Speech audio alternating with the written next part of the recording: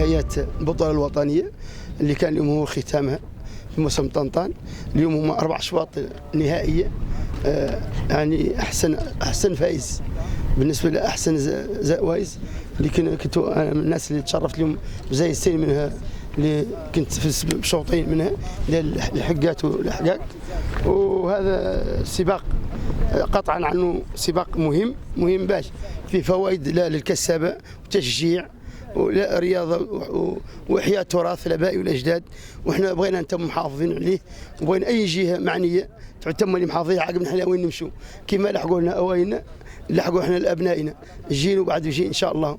ونتمنى أن هذا ما ينحصر لا في إقليم طنطان، نتمنى نعود جميع الأقاليم المملكة فيها ميادين باش تعود تتفرج من قرب، ما تعود تشوف لا التلفازة، تعود تشوف لا في التلفازة، تجي تتفرج في الجمال من قريب، وتشوف الراكب البشري من قريب، وتشوف الآلي من قريب، وتلتمسوا بيديها، ما تشوفوا لا بعينها في التلفزيونات في الإعلام.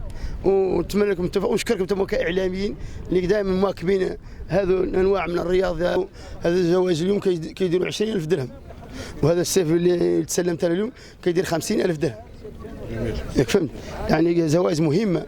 وإحنا هذه السباقات كل السباق فايت كنعطوا فيها 600 واش من زوائز، 600,000 درهم كان فرقها كزوائز، وهذا بدعم من دولة الإمارات الشقيقة.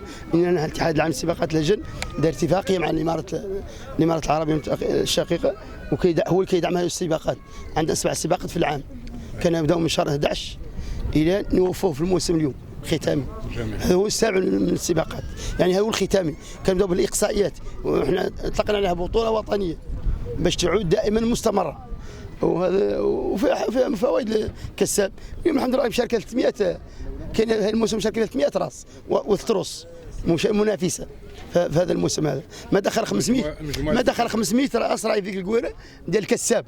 هذا كان كامله عندها انتاج وعندها حفز اللي نعطي لها باش تشجع ماشي بهذا الميدان هذا.